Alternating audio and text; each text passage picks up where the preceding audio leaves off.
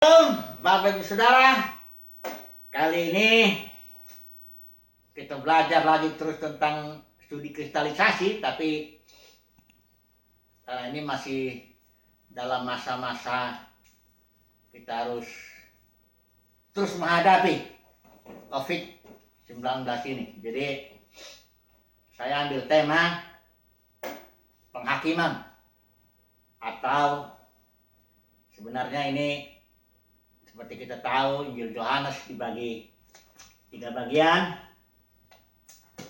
Yang pertama pendahuluan tentunya, tapi pelayanan Yesus di dalam bait suci ketika dia belum ditolak oleh para pemimpin agama atau Yudaisme ya pada zamannya itu.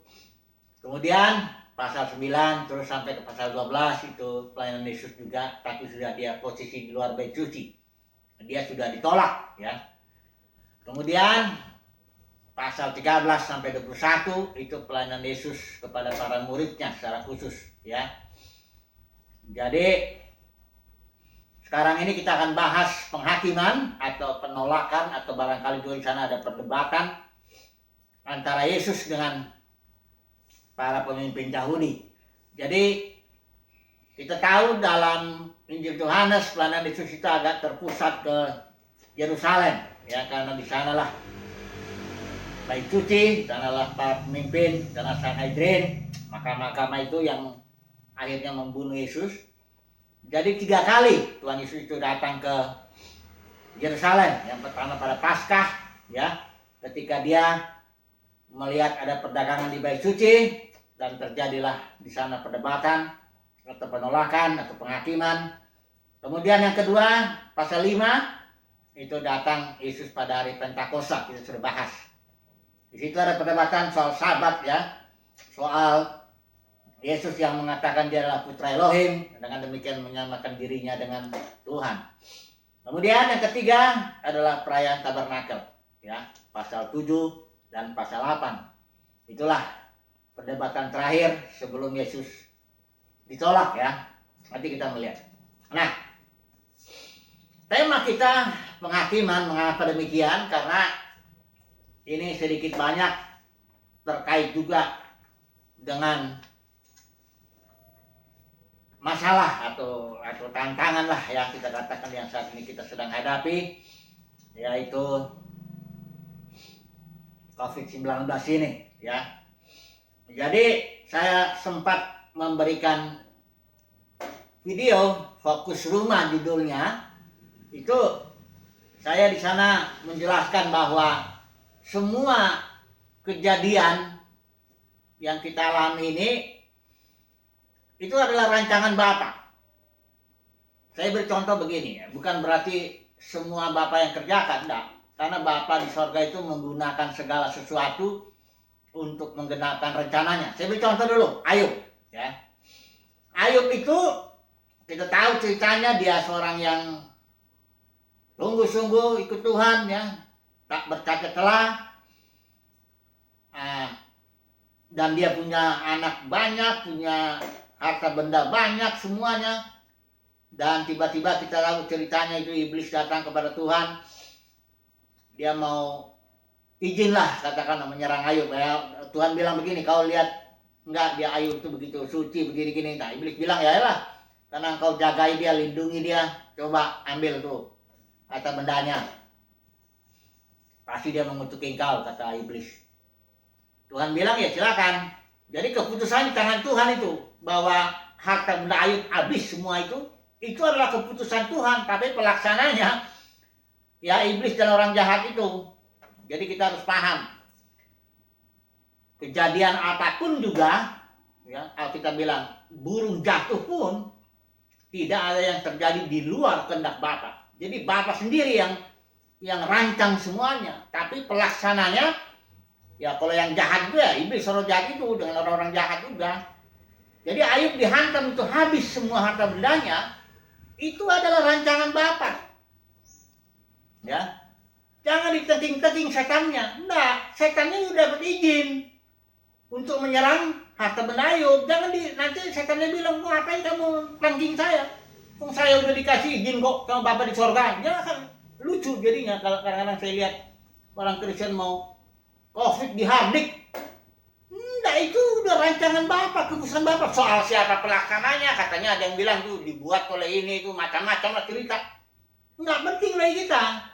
Yang penting itu, kejadian itu adalah rancangan Bapak, jangan dihardik. Ya, jangan dihardik.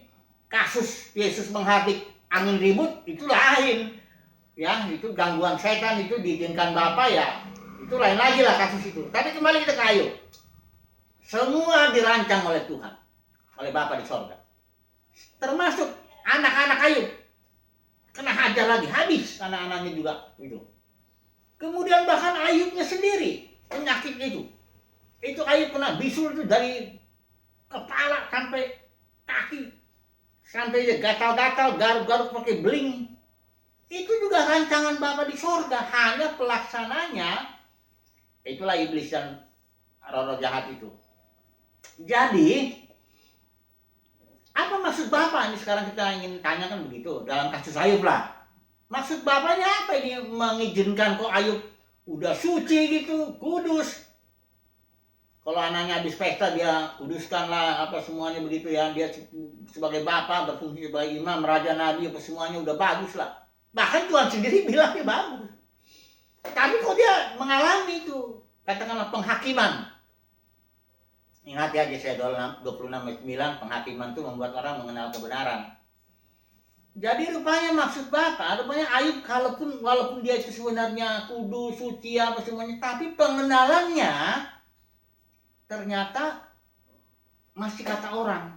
Pengenalannya kepada Bapa di sorga itu masih pengenalan yang dangkal. Itu sebabnya Bapa di sorga merancang itu semua agar, dikatakan Ayub 42 ayat 5 itu, agar Ayub mengenal Tuhan lebih dalam lagi. Jadi setiap rancangan Bapa biasanya tujuan secara umum itu supaya orang itu kenal lebih dalam lagi, kenal Tuhan. Enggak dari kata orang, tapi dia mengalami. Begitu juga sekarang saya percaya COVID ini. Itu di Fokus Rumah tuh yang video yang lalu saya sudah jelaskan itu. Beberapa maksud Tuhan. Secara umum itu adalah penghakiman Bapa bagi bumi ini. Agar bumi ini mengenal apa yang benar. Ya betul, supaya orang congkak jangan congkak lagi. Tapi namanya penghakiman, saya juga dibilang itu di dalam Fokus Rumah itu, video itu, saya bilang bahwa penghakiman itu selalu dimulai dari gereja umat Tuhan. Tak pernah Tuhan menghakimi yang lain dulu. Kalau dalam kasus Israel tuh, karena Israel pilih Tuhan menjadi bangsa yang kudus, imam dan raja-raja untuk mengetengahi ya, untuk membawa bangsa-bangsa kepada Tuhan, bawa Tuhan kepada bangsa-bangsa. Nah, kalau ada penghakiman, Tuhan mulai dulu ini. Israel dulu sebagai umat Tuhan dihajar itu. Kalau Tuhan tidak pernah urusan dulu dengan orang-orang lain yang bukan umatnya, tapi umatnya dulu dibereskan. Ya, jadi penghakiman COVID, katakanlah begitu ya. Ini jelas untuk umat Tuhan dulu. Baru nanti yang lain-lainnya juga. Tapi untuk umat Tuhan. Ya, saya sudah jelaskan dulu video kemarin itu. Maksud Tuhan apa? Ini pelayanan Elia. Supaya Bapak kembali kepada hati Bapak, kembali kepada anak, hati anak kepada Bapak. Ya, namanya di rumah terus. Tidak mau. Ketemulah Bapak sama anak, anak sama Bapak. Diharapkan terjadi pemulihan. Selama ini Bapak kalau sibuk atau anak punya kesibukan sendiri, dipulihkan. Seperti itu ya. Itu beberapa waktu yang lalu saya bikin video seperti itu. Namun hari ini kita akan fokus dulu coba mengenai penghakiman dalam arti penolakan ya. Penolakan bangsa Yahudi kepada Yesus. 3 kali Yesus datang ke Yerusalem, 3 kali ditolak. Yang pertama pada hari Paskah itu masalahnya ada perdagangan di Bait Suci. Yesus datang ada perdagangan, karena dagang itu biasa itu para pemimpin agama di zaman itu. Mereka dagangnya caranya seperti kita tahu, orang Israel itu dari segala daerah harus datang sana 3 kali dalam setahun. 3 kali itu Paskah, Pentakosta, Tabernakel. 3 kali harus datang. Harus bawa domba, kambing, kan susah kalau dari daerah jauh. Jadi mereka bawa uang aja. Kalau mereka beli sekitar Yerusalem, nanti orang Farisi bilang itu binatangnya nggak tahir, itu begini begitu, masih kurang dan sebagainya. Akhirnya para orang yang dari luar Yerusalem itu belinya di pelataran Bait Suci. Tapi orang Farisi bikin harga lebih tinggi. Nah, ini ya dagangnya itu. Otak dagangnya. Dia bilang kalau yang di pelataran Bait Suci ini sudah kudus, sudah tahir. Nah, belilah di sini domba, kambing, makanya ada juga penukar uang itu, karena uangnya kalau di orang Israel yang diaspora jauh ya harus tukar dulu. Pendeknya intinya perdagangan di situ oleh para pemimpin. Jadi orang Farisi itu dibilang tuh hamba mamon memang. Orang Farisi ahli Taurat di zaman Tuhan Yesus itu dihantam itu hamba mamon, bukan hamba Tuhan itu. Biarpun dia punya gedungnya Bait Suci itu yang dibangun Jerubabel, terus diperbarui Herodes 46 tahun dipugar, itu bagus sekali. Mahkamah Agama ada imam besar Kayafas pada zaman itu. 70 anggotanya luar biasa, dihormati oleh orang banyak. Dihormati sekali oleh orang banyak. Di situ ada orang-orang seperti Gamaliel, ada Yusuf Arimatea, ada Nikodemus, orang-orang yang pokoknya kalau dari luar bagus lah. Ya, jubahnya pun bagus, ya. Semuanya bagus lah, ya. Tapi kalau Yesus kan dia penglihatannya dalam itu, melihat ke dalamnya. Di dalamnya penuh rampasan, perampokan, cinta uang dan sebagainya. Makanya Yesus bilang kau ini seperti kuburan, luarnya bagus memang, bagus sekali luarnya kau ini, pakai jubah, pakai ayat. Orang Farisi itu jubahnya ada ayat di sini, luar biasa, ya. Tapi kau ini kayak kuburan, di luarnya bagus, dalamnya tulang belulang, bau busuk. Kenapa? Karena cinta uang, bukannya melayani Tuhan, dagang di Bait Suci.